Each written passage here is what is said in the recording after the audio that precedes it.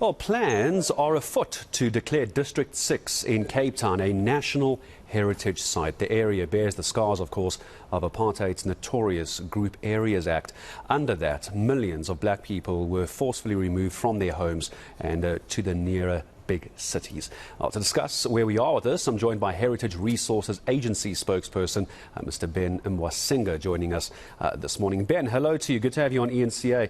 I appreciate your time. We're taking a look at some of the beautiful buildings down in District 6. I was there a couple of years ago. And many people, I'm sure, Ben, as I start our discussion, are wondering, how is it not a heritage site as yet? Or is it? Is it parts of it or nothing at all? Just bring us up to speed. Good morning.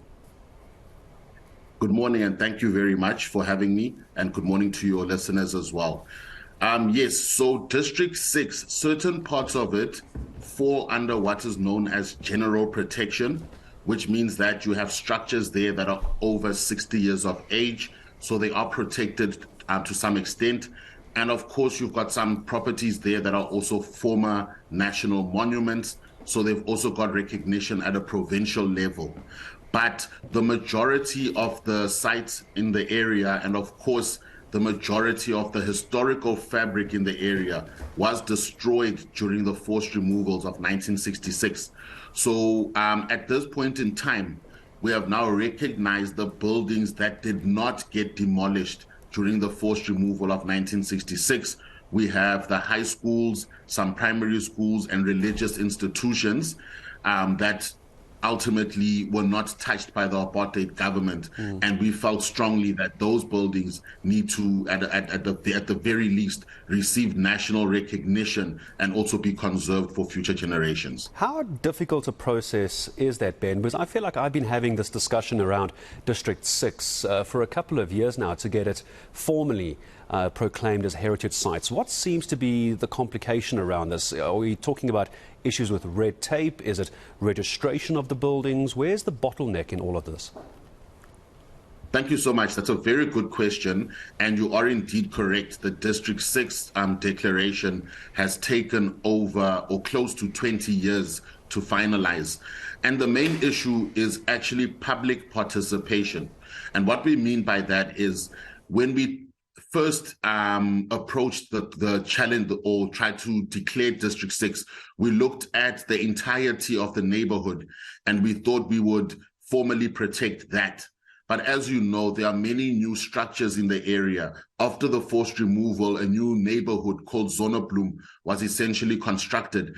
And what we found was that declaring the entirety of Zonneblom would have been a legal nightmare because a lot of the structures are new and not historical and don't have significant value. But the value lays, of course, in the entirety of the space having experienced the forced removal. So number one, what we thought was that we could commemorate the space.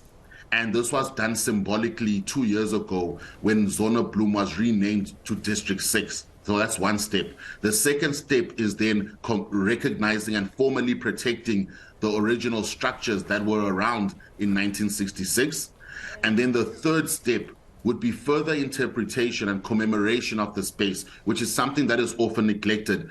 It's not just about protecting the buildings and making sure that they receive formal protection. It's about narrating the story of what took place in the space.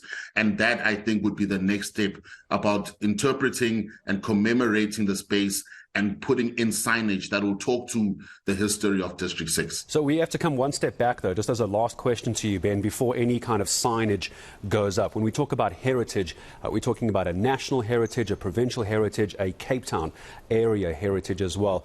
Legally, politically, and from an administrative perspective, apart from public participation, as you mentioned, who do you need to go to next? Who are you hoping is watching our conversation this morning that might be able to speed up and expedite this process for you? Thank you so much. We are now currently in what is known as the formal notification period, which is a 60 days statutory public notification period where all South Africans can give comment and provide us with input on what they think about the process that we've undertaken, whether they support the declaration of these sites, whether there are other sites that we may have missed that they feel should also be recognized. So this conversation is directed to all South Africans. You are welcome to comment on this declaration. Further to that, I would encourage you to go to www.sahra.org.za, where you can actually comment on the District 6 declaration on our website as well.